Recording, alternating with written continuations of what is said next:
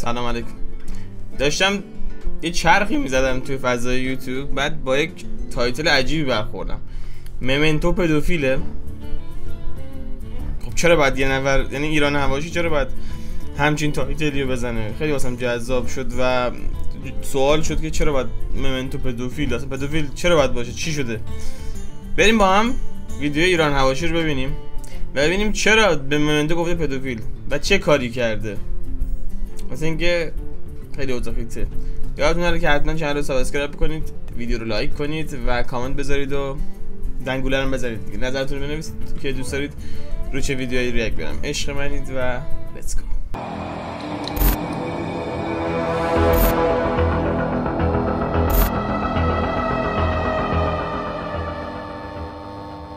خب بدون معطلی بریم ببینیم که چه خبر هستن تو این ویدیو. واقعا عجیبه. آزار و اذیت جنسی برای دختر 13 14 ساله. یعنی ببین مدام اینو میگه تو داری استرایک بزن، یه کار میکنه کل کامنت کرد. آدم در برابر من توی یوتیوب هیت اسپیچ کرده، مستقیم به من توهین کرده، به پدر و مادر من و متین توهین کرده. او شانس اینه من ایران نیستم. من ایران بودم. سلام رفقا. واقعا به کانال ایران حواشی خیلی خوش اومدین. امروز هم با اخبار و حواشی‌های اخیر در خدمتتونیم. ادامه یه حواشی دزدی ممنتو از ادیتورها و نویسنده‌ها. ممنتو میگه ما دزدی نکردیم. ایران پارودی ممنتو رو تهدید کرد. آیا ممنتو بچه بازه؟ تو این ویدیو قراره کاملا بچه باز این خبرها رو بررسی کنیم. پس لطفاً با لایک و کامنت و سابسکرایب ازمون حمایت کنید. زنگوله هم یادت نره بزنید تا بزنید. کانال آیا حواشی ایران حواشی رو حتما دنبال کنید. واقعا فارسی با خبر بشی. این دراما برای بیشتر از یک سال پیشه که الان دوباره ادامهش استارت خورده. اون زمان خیلی از ادیتورها و نویسنده‌های ممنتو اومدن گفتن که ممنتو از ما کلاهبرداری کرده و پولمون رو. اینو من در جریانی بودم، ولی ویدیو نساختم دیگه. حالا خودتون در جریان هستید یا نیستید دیگه، ادامه‌شو داریم می‌بینیم. نداده. همچنین سالار ایران پارودی به خاطر این داستان خیلی گرفت روی ممنتو و حتی گفت که ممنتو با دختر 14 ساله توی رابطه بوده. بعدش این داستان آروم آروم خوابید و ادامه پیدا نکرد تا به امروز. بچه‌ها شما دیدین که به ممنتو میگن دزد و پول ادیتور نداد و پول نویسنده نداد و این حرفا. از این حرفا شما هم شنیدید یا فقط من هی کامنت هیت میخونم و حساسم روی این قضايا؟ میدونید مشکل ما چیه؟ الان یه سری میگن شنیدم، من خودم میدونم این داستان از کجا نشأت میگیره. خب ولی میخواستم بدونم که بچه‌هایی که الان اینجا هستن هم میدونن داستانا رو یا نه. نه حقیقتا من خیلی کم در مورد این داستان میدونم. در جریان بودم و بچه‌ها رو نمیدونم. حقیقتا من کم بودم. همش یه سری کانالای ریز کوچیک میان این حرفا رو پخش میکنن و آدم به این فکر میکنه که من جواب این آدمای ریز و کوچیکو بدم یا ندم. اگه بدم دارم بهشون لطف میکنم، در واقع دارم جوابشون رو میدم و بهشون ویو میدم، بهشون سابسکرایبر میدم و از این چیزا، در حالی که فکر میکنم که از اولش باید این کارو میکردیم. میخوان ویو بگیرن، میخوان سابسکرایبر بگیرن، به درک. حداقل مردم بدونن که ما چیزی برای ترس از کسی نداریم. بچه‌ها بخش بزرگی از این حاشیه‌ها از کانال ایران پارودی میاد.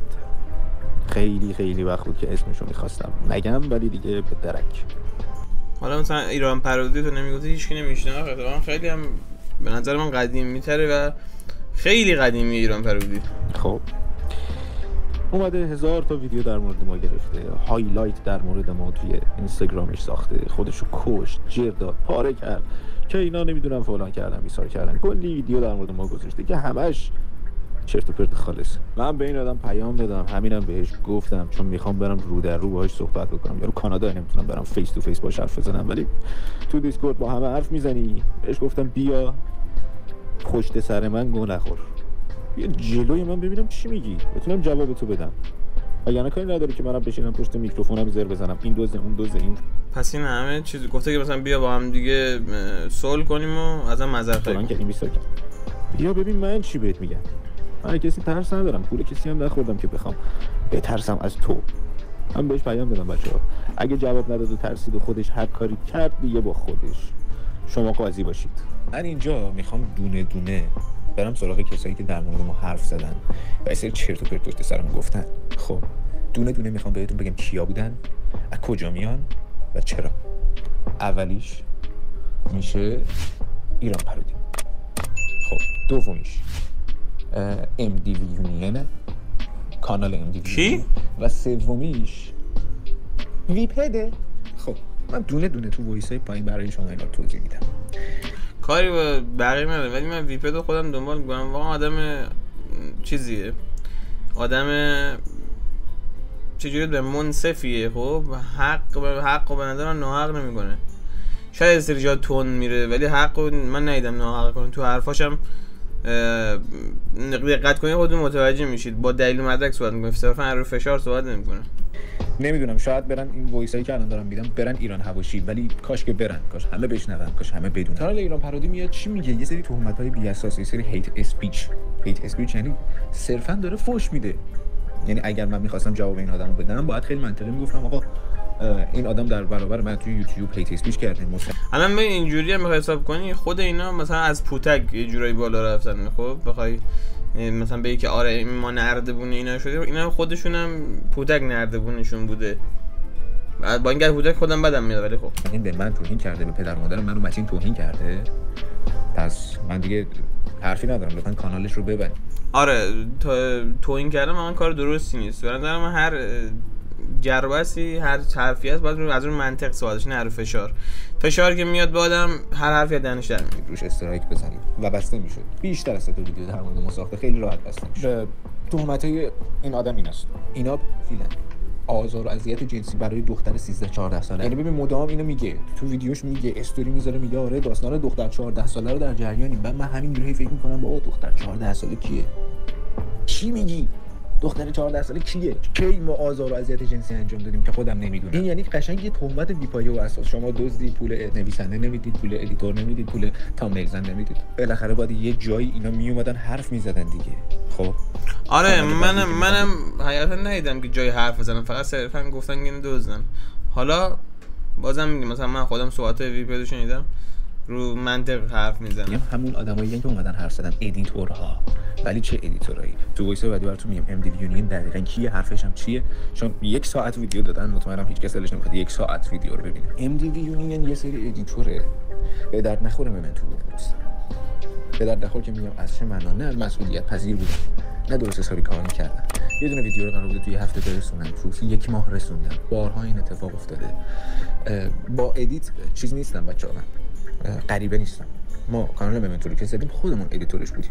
اول کار همه ویدیوها رو خودمون ادیت می‌کردیم. شما برید اون پایین رو نگاه کنید، کلی از ویدیوها رو من ادیت کردم، کلیشو متین ادیت کردم. با ادیت غریبه نیستم، میدونم یه ادیت چقدر طول می‌کشه، میدونم اگه یکی بخواد وقت بذاره همون ویدیوها رو تو 2 روز 3 روز میتونه برسونه. میفهمم اینا رو و میفهمم یکی داره پول شدی می‌کنه تو کارو. خب حالا ویدیوهایی که باید میرسیده اینجوری بوده. اون موقع هم دلار 28 تا 30 هزار تومان بود اگه اشتباه نکنم و اینا اینجوری بودن که آقا یه ماه بیا کار کن، 250 تومان بگی، 2-3 ماه بمون، بعدش میشه 500 هزار تومان. اونقدر بگی. ولی یه شرط داشت، اینکه ویدیوهاتو رو نظم برسون. اینا هیچ کدوم ویدیوهاشون رو نظم نمیرسوندن که از اون 250 هزار تومان بشه 500 هزار تومان. یعنی شما ببین چقدر میتونی. نکته چی بود؟ نکته کل اون 1 ساعت ویدیو بچه‌ها اینه، یکی از اون ادیتورها یه ویدیو زد اسکوید گیم. اون ویدیو وایرال شد. هم ویدیو خوبی بود، دوبله خوبی داشت، تامنیل خوبی داشت، ایده های فوق العاده جذابی داشت. ایده کلی با ادیتور اون ویدیو بود. جزء به جزء ایده هایی که توی ویدیو استفاده شده رو خود ما دادیم. آقا اینجا این شکلی باشه قشنگه، اینجا این شکلی باشه قشنگ میشه، اینجا اینجوری کن. ویدیوی کامل اون بنده خدا 40 دقیقه بود. ما گفتیم باید یه عالمش حذف بشه، یه عالمه چیزا بهش اضافه بشه. در نهایت ویدیو شد 19 دقیقه. تامنیلش رو که ما زدیم، دوبلش رو که ما کردیم، همه چیزاش این بر انجام شد. ویدیو رفت، ویدیو وایرال شد.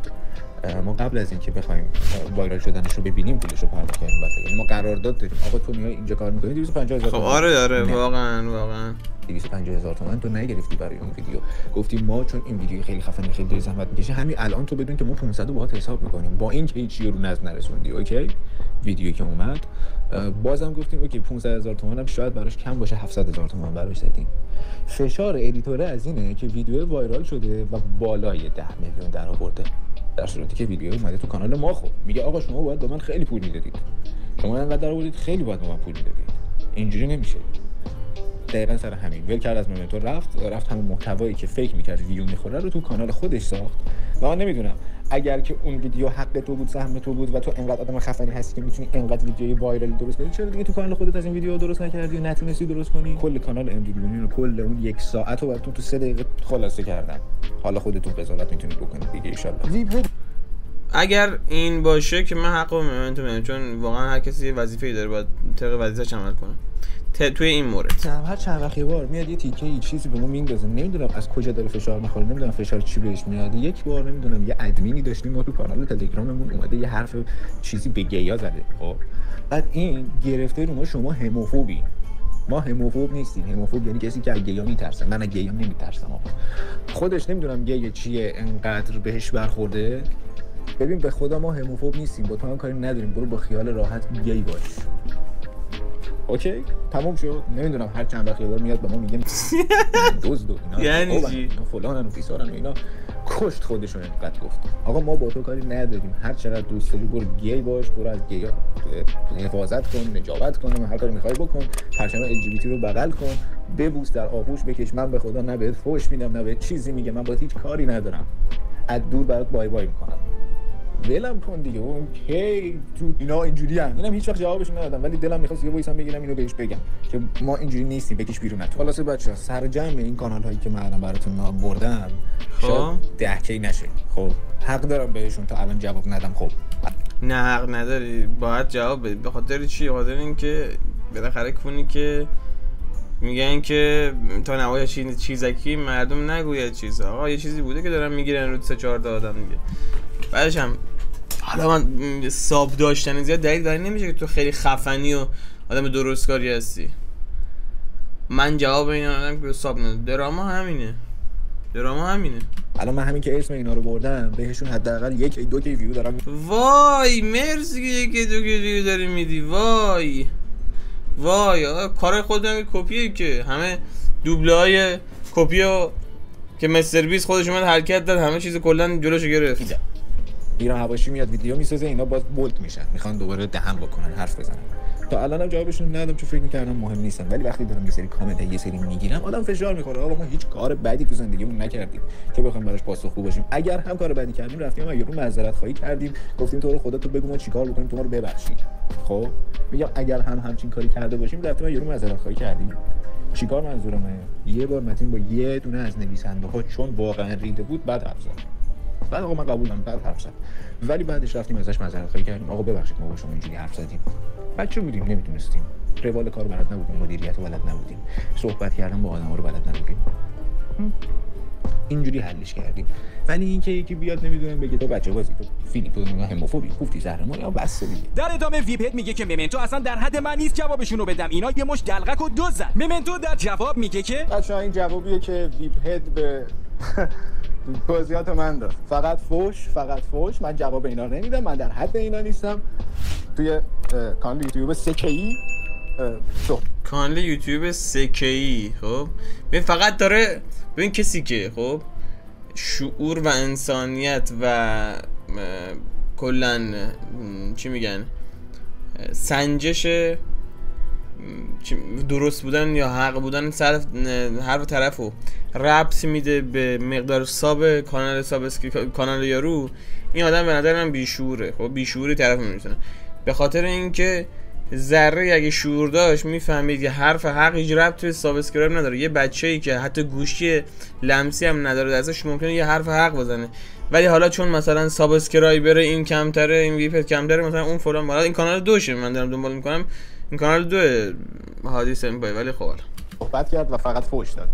کامنتاش هم که خب همون افرادی ان که دورشن میگن نه داداش اینا ارزش زمان تو رو ندارن و فلان و بیسار، تو داری به ما تهمت میزنی. تهمت چی آقا؟ شما دوبله کردین، چیز کردین دیگه، دوبله کردین کارهای مستر بیست دیگه. مستر بیست باشه رفته ویدیو ساخته، بعد شما همونو گذاشتین با صدا گذاری که چی اصلا چه معنی داره واقعا که اومد اصلا جلوش هم گرفت رید بهتون.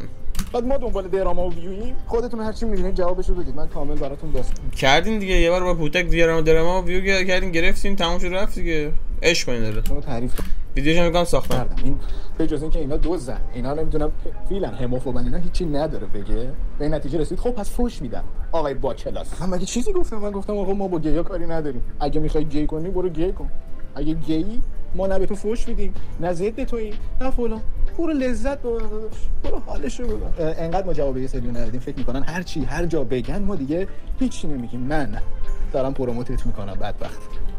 خیلی عقده‌ای هستی آجی. یعنی ممنتوه خب از اون دست آدماییه که تا به یه جایی میرسه سری خودشو گم میکنه. امیدوارم، دعا میکنم که یعنی آدمایی که جنبه ندارن واقعا نرسن به جایی، چون یه نمونهش همین آدم میشه. لینک این انقدر ساب داره، من تو رو فلان کردم، الان این کارت کردم، الان تو رو پروموتت کردم. خب نکن، خب نکن. که تو گذاشتم اینجا، جوابت هم دادم، پروموت هم شدی. بچه‌هایی که تو همین کانال هستن هم جوابتو میدن. ایران پرودی یه استوری میذاره و ممنتو رو تهدید میکنه که تا 24 ساعت دیگه اگه ازش عذرخواهی نکنه مدارک رابطش با دختر 14 ساله رو پخش میکنه. متین، ادی، یادتون باشه هیچ وقت یه گوسفند با دم شیر بازی نمیکنه. برو عذرخواهی تو بکن تا نکردمت. تو حتی اگه بخوایم بیایم دیسکوردم اول باید عذرخواهی کن. واقعا ممنتو آدم گاویه. قبول دارم. یعنی از همین حرکتی که ساباشو به رخ بقیه میگیشه فهمیدم چه آدم حیوانیه. ببخشینا. ببین نگاه کن، این ادیتورا، این فلانا، خب تو یه حرف حقی ممکنه بزنی با ساب کمتر خیلی هم حرف درست باشه، ولی دلیل نمیشه چون تو سابت بیشتره الان مثلا بها دادی به طرف، الان میگه فلانی اینو گفته توی چنل سکه‌ای، بیا برو تو کونم سگ نگیره ستونی. خیلی راحت میتونستی با اینو جمع بکنی، اون فرصت رو نگرفتی. دلیل نمیشه تو چون دلقکی ساب بیشتر داری دیگران کارشون اشتباه باشه، کارشون بد باشه. تو با دلقک بودن تونستی ساب بیشتری بگیری. جی جمع بکنه. بعدش فکر گفتم پولشون رو پیچوندن اینا. بعد گفتم خب باش. این واقعیت اگر پذیرفتید که شما با دلقک بازی و دلقک بودن ساب بیشتر دارید، خب این میشه پذیرفتن واقعیت. خب واقعیت اینه. اگر نپذیرید خب به کونتون فشار بیاد، اون یه بحث دیگه است. قبول کنید مثلا نگو کانتنت دیگه رو میگید، کانتنت دلقک بازی دیگه. خب دلقک بازی هم تو ایران ویو داره دیگه، چیز طبیعیه. کسی هم که ساب زیاد میگیره اکثرا دلقکه. اکثرا خیلی هستن که واقعا کارشون واقعا درجه یکه. هم رفته کار اون بود ادمین بیرون کرد. این ادمین هنوز بود. اونم بعد شد آقا بیا این کلا اصلا ربیعت رو درست کن، این گوکاریات رو بذار کنار. نه اونش فشار اومد، همون گوکاری رو ادامه بدیم تازه با پرو میگیم چون من مثلا براتون بد میشه. خب ما داریم به تو فرصت میدیم خودت اصلاح کن. خب اوکی قرار برام بد بشه، بیا بعدش کن. بیا بعد کن ببینم با چه جوری بد شه. الان مثلا دنبال کار خودم خب من نشستم دارم لباسشون میکنم، چون اصلا من درگیر یه سری داستان‌های دیگه ام و من واقعا روی این حال فاز بودم که این ارزش نداره. خاک بر سر، یعنی ادی ریدی با این حرکت ریدی، یعنی تو هم از متین کردی. شما اگه هیچ کاری نمی‌کردی که اتفاق نمی‌افتاد. بعد میومدی اگه سری عذرخواهی‌ها می‌کردی خب داستانم حل می‌شد. خب شما ریدی، یعنی یه سری عذرخواهی که اومدی بکنی یا نوشدارای بعد از مرگ سهراب بود یا کوشر بود یا همین قدر کوشر گفتی که دیگه رو اصلا حالش از اسم تو عذرخواهی و پول تو به هم می‌خوره، دیگه نمی‌خواد به تو بدونه. اینا همینه داستان. الان واقعا داستانی که دیگه قرار بود پیش پیدا کنن کشش دادی. خب باشه منم میکشم. در ادامه ممنتو وایسایی که ایران پرودی براشون ارسال کرده رو پخش میکنه و چند تا اسکرین شات از چتش با سالار میذاره. بیا برو گو نخور مثلا نریدم تو اون دهن هیکلزگش. بدین گوزو خیلی گوزو تو این همه گو خوردی فوش دادی چرا گفتی بگی آری به من فوش دادی وای تو رو خدا نه بچه ها با من بچه اینه کامنت بد میزن. بیا برو نکنی.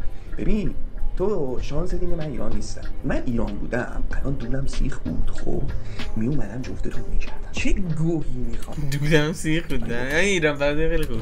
آخه تو گیر من هستی، تو سرشو میتونی بخوری قرمسا. اومدی تو کانالم گوز کردی. حالا که اینطور شد 24 ساعت من به تو وقت میدم. یا عذرخواهی میکنی خب که گوه خوردم، هرچی به ایران پردی گفتم استیلاکی میزنم فلان میزنم، گوه خوردی استرایک بزن برم چیکار بکنی.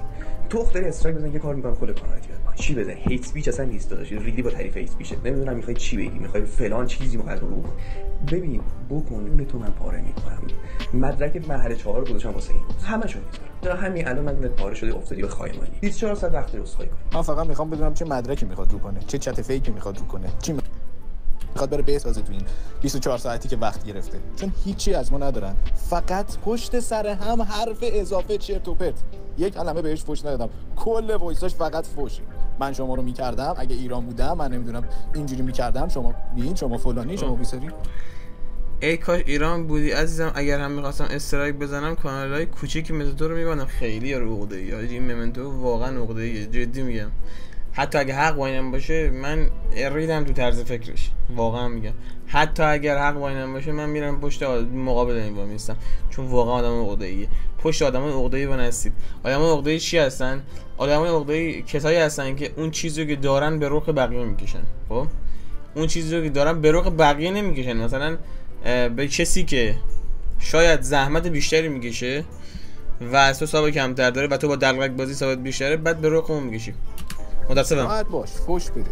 وقتی حرفی نداری بزنی، وقتی هیچی نداری به مخاطبت بدی، فقط میتونی فوش بدی. هر چی دوست داری بذار. 24 ساعت چی؟ 48 ساعت وقت داری، هر چی میخوای بری بسازی. من جواب تو هم اینجا میدم. از تو هم اصلا نمیترسم که بخوام کاری باهات داشته باشم. هر چی هم بهت گفتم همینجا میذارم که همه ببینن. ببینید بچه‌ها، یکی مثل نیا پلیس، کوروش، ایمان، اینا میرن کانادا، آدمای با کلاس با شخصیت درست حسابی ان. بله اگرم سابسکرایب بالا دارن، حالا اونا که من نمیدونم دراما کنم، ولی هیچ وقت مطمئن باش، حاضرم قول بدم اگر با یکی دعواشون بشه، با یکی بحثشون بشه، هیچ وقت ممبرای کانالشون و سابسکرایبر کانالشون رو به رخ اون شخص مقابل نمیکشن. صرفا جهت در حول محور هر بحثی که دارن بحث میکنن، دعوا میکنن یا هر چیز دیگه حرف میزنن، نه اینکه تو ثابت انقدر من به تو ویدیو دادم خاک تو سرت بخاک تو سر نید بدید. کل کامیونیتی هم پشتشونه، چندین ساله دارن فعالیت میکنن، همه هم میشناسن، همه هم دوستشون دارن. یکی هم مثل این با پول باباش نمیدونم با پول کی میره کانادا، بویی از شعور و شخصیت و ادب و معرفت نبرده، همینجوری تو الان بو از شعور و شخصیت بودی. ای بابا پشت سر هم فوش میده. حالا دیگه خودتون ببینید دیگه. من دارم بهش میگم بیا حرف بزنیم، فقط داره فوش میده. من اگه می‌خواستم به تو استرایک بزنم خیلی وقت پیش قضیه جمع شده بود. ارزش استرایک زدن نداری. نمیخوام روت استرایک بزنم. چرا باید کانال کوچیکی مثل تو رو ببندم از نون خوردم بیاد بندازمت؟ والله در ادامه ایران پرودی یه سری آجی واقعا کاش آدما جاهایی که بودن رو میدیدن، مثلا از کجا شروع کردن خودشون میدیدن تا کجا رسیدن. اسکرین شات از چتش با ممنتو میذاره. ممنتو هی میگه مدرک تو رو کن، ایران پرودی هی میگه ده استرایک بزن دیگه. آخرش هم که ممنتو دیگه اصلا جواب نمیده. دوستان می‌خواستم بهتون بگم که آقا من پلن دارم کلا رویه کانال عوض کنم، چون واقعا از این حالت اینو خوشم نمیاد. زد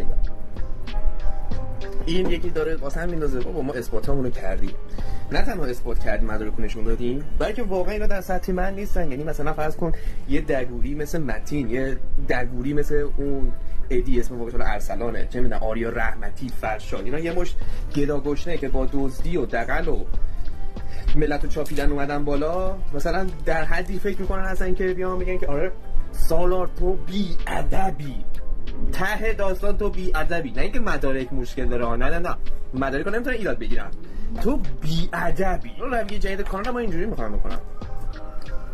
من توضیحات اصلا میخوام تا حد زیادی حذف میکنم، فقط چیرگو بکنم، همه رو مسخره کنم. بعد این درگوری‌ها مسخره کنم، چون واقعا اینا هیچ کی نیست. یعنی همین الان شما بری بپرسی فلان یا کن هیچ کی نمیدونه. آقا همینی هم که چه میدونم اگه بگیم آریا کلیسی 1 میلیون ساب داشته باشه، 1 میلیون ساب حتی 1% فارسی زبان‌های ایران هم نیستن. میگم من هیچ کی رو نمیشناسه، واقعا هیچ کی نمیشناسه. یعنی تو بری تو خیابون از 100 نفر پرسش یه دونهش بدونه کیه. و نسل جوون ما هم بگیم 4 میلیونن، 1 میلیون تازه مثلا میشه آقا 1/4، یعنی از 3 نفر 4 نفر یکیشون شاید بشناسه آریا کلیسی کیه. تازه اگه واقعا ساب کرده باشه نگاه بکن، اینا چون ساب کردن نگاه نمیکنن دیگه، 3000 تا به زور. خب مثلا ما واقعا چرا داریم اینقدر دور به این آدما میزنیم؟ درسته که قسمت کوچیکی هست. من مثلا میگم من خودم دارم بازبینی پستام میکنم. یکی از بهترین پستام بود که من در مورد سیم کارت ایران گذاشتم. سیم کارت ایران خب بعد یه مسئله که مردم خیلی میشه باش حال میکنن.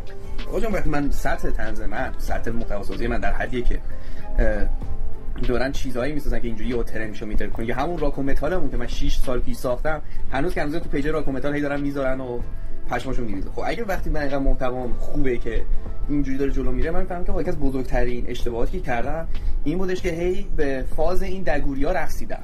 خب یعنی این مش لومپن اینا گفتن که آقا این داره جلو میره ما چیکار کنیم، هی بیایم دراما رو بندازیم چه بگیم. مثلا ممنتو بعد این هم مدت گفت چی اومده کوشر گفته. خب فکر می‌کنیم میفهمیم که واقعا هیچ نداره جز اینکه جلوی ما رو بگیره. خب پس رویه ما چیه؟ ببین آقا ما 3 نفر هست باید حسابمون روشون صاف کنیم. یکی آریا کیوکسره که ما باید حساب دزدی که کرده رو صاف کنیم. دومی ممنتوه که من اول می‌خواستم اینو 24 ساعته بدم و یه چیزی جدید دستم رسید، حالا چیز می‌کنم که چرا تأخیر خورد و این تو 2 قسمت هست، یه قسمت دیگه نیست، به خاطر همین تأخیر جالب شد. و یه آقایی هم هست دوز نیست، یه دوزی‌هایی کرده ها، ولی میشه آدم شت هدیه. چون این آدم شت هدیه اینم دیگه میگم آقا حسابمون رو تو صاف بکنیم. بعد این محتوا رو ما دیگه میبوسیم میذاریم کنار. خب یعنی ما دیگه نشستیم سر زندگی رو نگاه میکنم، اینجا بهترین جای دنیا نشستم، با مش خودت مثلا زیر زمین آلمان من دارم. این راست میگه واقعا، این راست میگه، جدی این راست میگه. برو زندگی کنده داشت جدی. در کل بخوام بهتون بگم واقعا اگرم حق با ممنتو باشه که پشت پرده معلوم میشه خبره، با طرز صحبت کردنش که من سابقه دارم نمیخوام کانال شما رو اینجور کنم، منصبات من به شما بیودم، من حقیقتا میرونم به همچین آدمایی، اصلا حال نمیکنم باشون و نظرمو گفتم، ریدم دهن آدمای بی فرهنگی مثل ممنتو. مرسی که دیدید. سابسکرایب یادتون نره کانالو و حتما یادتون نره که کامنت بذارید. 6 خورده کانالمون سابسکرایب داره، نمیخواد ما رو انو خوردم مثلا بندازه اگه یه روزی هم با ما درام کنه، ولی نمیفهمه که من چقدر مثلا من به شخصه چقدر زحمت برای این کامیونیتی کشیدم. اون با دلقک بازی و کونکونک بازی و با دراما با پوتک اومده بالا، مثال براتون میزنم و مثلا دلش میسوزه که بیاد کانال ما رو مثلا بیاره پایین چون ما مثلا سابقمون پایین‌تره. شعور و شخصیت متأسفانه نه خریدنیه نه به دست آوردنیه، فقط و فقط به خانواده انسان برمیگرده. پیروز و موفق باشید. خدا نگهدار.